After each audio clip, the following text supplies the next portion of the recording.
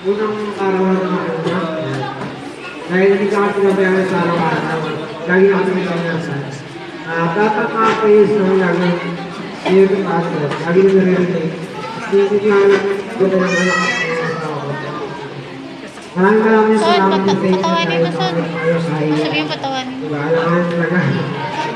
Maraming salamat sa pagkakas. Hello. Hello.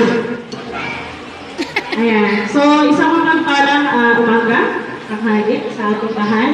Napapasalamat ako sa Panginoon sa isang buong taon na katagumpayan sa buhay namin. Especially, nang dumating si Janisha sa buhay namin ay isang malaking pagpapala mula sa ating Panginoon. So, totally, binago ng Panginoon talaga yung perception, binago ng Panginoon yung lahat ng yung mga pananaw ko na kung saan mas naging, kung gano'n naging matibay yung pananampalataya ko nang dahil sa tulong ng Panginoon, pinagkaloob niya si Janisha. So, hindi madaling, tunay nga na hindi madaling maging isang ina. Ayan. So, tunay yun na hindi madaling maging isang ina, napatunayan ko nung direct experience nung ako nagkaroon ng anak. Yung totally talaga, full yan, lahat, yan, yung pagod, yung tipong 2 hours na yung tulog mo. Tapos, dagdag pa na, sobrang likot niya. Ayan, sobrang, ayan, hindi naman.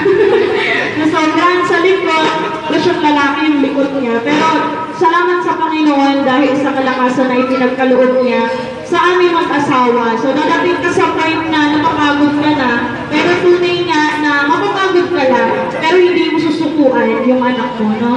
So, salamat sa Panginoon sa buhay niya, although tupok yung dumating, at hindi rin naging madali yung pagsilang mo sa kanya.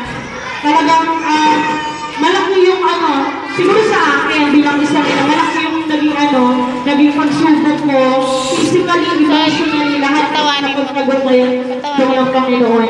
Salamat sa Panginoon sa buhay niya, at i-share ko lang sa inyo, alam niyo ba, siguro 3 days before itong araw na ito, pumirik siya, nag-seizure siya, gano'n.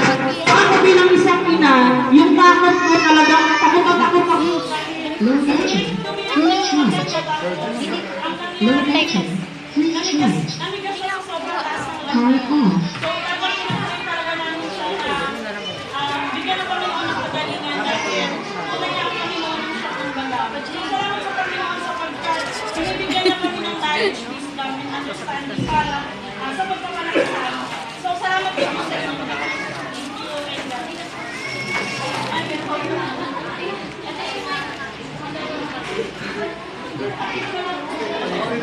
you.